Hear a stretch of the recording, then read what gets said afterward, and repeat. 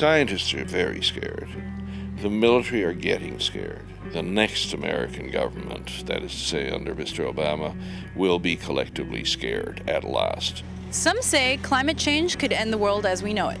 But what happens before that end could be even more catastrophic. Hi, I'm Rebecca Brayton and welcome to WatchMojo.com. And today we're speaking with journalist Gwynne Dyer about climate wars. Now, you're saying that the climate change is the single most important problem that we're going to deal with. What climate change does, first of all, what global warming does, most of all, in terms of what's important to human beings, is cut into the food supply.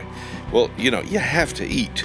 It's not negotiable. If countries are facing really serious food shortages, people are starting to go hungry, really bad things happen. Bad things happen inside those countries, bad things happen on the borders as people try to find somewhere else to go, and sometimes bad things happen that even involve war. So that's where you have to look next. If we get too deep into the warming process, so much of this political upheaval will be going on that it's going to be very hard to make any kind of international deal on getting the emissions down, which is, after all, how you finally solve this problem. In your opinion, have we done anything up to date that has helped? We've basically wasted 10 or 15 years that we could have been working on getting the emissions down, and that's gone. You don't get it back. You got to get out of fossil carbon. Ultimately, you got to get out of it completely. There's no room for half measures here.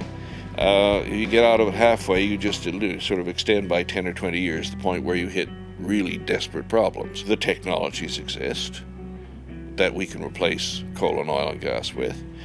They're not, we'll develop it, we'll prototype it, we'll test it, we'll scale it up, and you can have it in 15 years. They're there on the shelf now. The windmills are there. The nuclear power is there. We know how to do this stuff.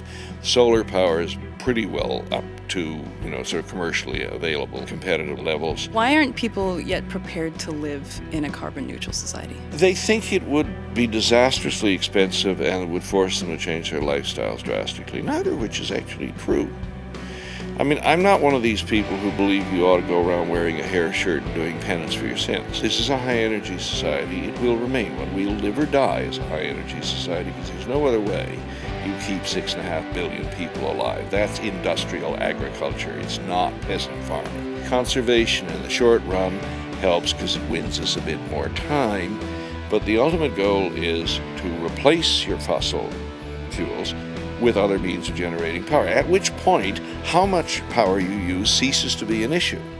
So you want your lifestyle? Here it is. You can have it back. It's just been decarbonized. And if people understood that that is the ultimate goal, rather than we all live miserably ever after, I think they might be a little bit less reluctant.